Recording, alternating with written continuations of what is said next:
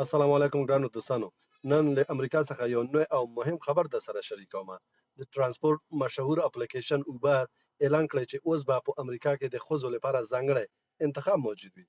د دې نوی فیچر له مخې به ښځینه مسافرې وکولی شي چې د سفر پر مهال له ښځینه موټر چلوونکو سره سفر وکړي.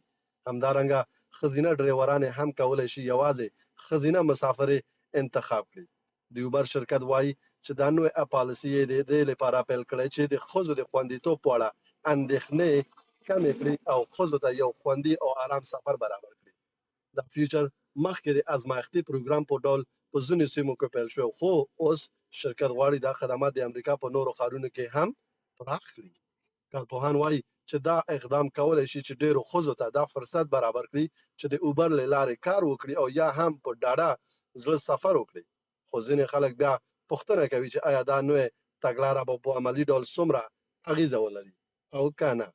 ګرانو دوستانو، ستاسو نظر دې په اړه څه دی؟ آیا تاسو فکر کوئ چې دا ډول ښځو سفرونه به خوندي ښه انتخاب وي؟ خپل نظرونه په کمنټونو کې را سره شریک کړئ.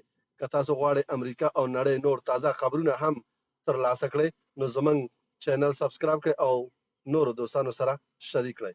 بیا هم مننه. سلامت اوسئ. سلام علیکم.